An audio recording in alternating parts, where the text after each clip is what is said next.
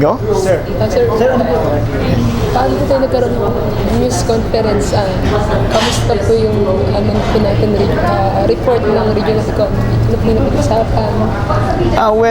Zamboanga is doing well for 2012. It grew by 12.4%. And it is the industry sector that grew most. And among the industries, it is manufacturing and construction. You will notice that in the manufacturing sector alone, the canning industry has a substantial growth. And for construction, we cannot discount the fact that the government really pump-prime the economy. So you will notice that public construction has a lot to do about the growth of the regions across the regions, no? And one of the beneficiaries of that growth would be Zamboanga. Now, you will notice that in agriculture we have a negative growth, no? And for the service sector, we have a one-digit growth of about 8%. So this is a challenge now for the planners and policy makers and even the LGUs of the region to have a balanced growth, because simply we cannot rely on two industries that would push up the economy of the region. So the challenge is to how can we help agriculture? How can we infuse more investments in the services sector? Because these are the areas that we could look at. And simply because their chances are in the services sector that employs a lot of people, it might spell a difference to the employment rate of the region. Sir, meron kayong advices bakit naging ganun kababa yung ating agriculture? That is because of what happened last year. Remember about the calamities, those things, what happened in the palay farming, what happened in fishery. So there are some adjustments that should be made relative to the events that happened in 2011 and 2012. So hindi natin masasabi hindi mangyayari uli sa susunod na taon ito. Pero paano po kaya? Yes, that's the problem with the agricultural sector. It is very prone to natural disasters. So we cannot control that one. So the best is probably educate the farmer on how to increase their income. That's one. And find ways how to mitigate these calamities. It's more on mitigation rather than adaptation. So bukod po sa agriculture, tapos doon sa dalawang malakas na tayo, ano po ba bang pwede tayong tumakas? Well, we can look at the other services sector, yung sinasabi ko, yung IT sector, the BPO. May possibility bang isang buwang maging call center of Mindanao, something like that.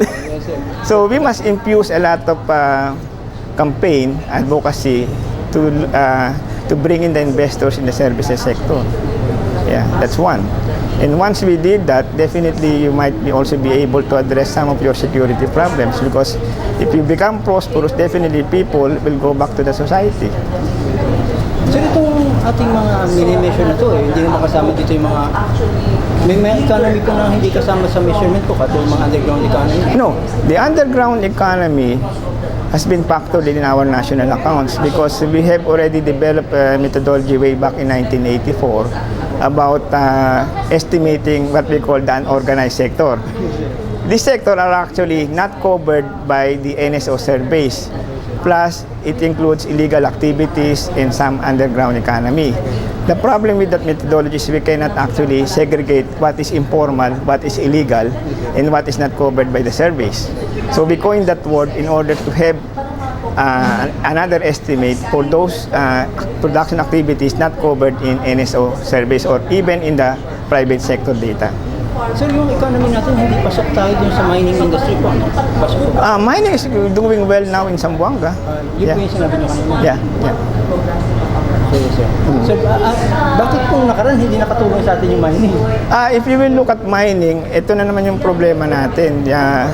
Because I think in 2011, there were problems about this taxes on mining, etc., wherein some of the small scale has decided to slow down their production activities, etc. Plus the fact that it is also affected by the climate, the weather, and also the world market prices. Ilan po ba yung mining natin, company natin? Yung mining natin dito are actually, ang malakas kayo would be gold and copper. Gold and copper. Yeah. Sir, meron po ba kayong ibang information na pwede pong sabihin? I think, Sa discussion po kanina. yeah, sa discussion kanina, I was just telling the people here that you should look at the 12%, the 12.4 growth as a spark to sustain the economy of Zamboanga rather than it is the end. So it is a start that should be sustained. Yeah. Yeah. Nga po, sustaining po, no? Yeah. Yun ang medyo mahirap po. Ano? Yeah. Okay, thank you. Maraming salamat po, sir.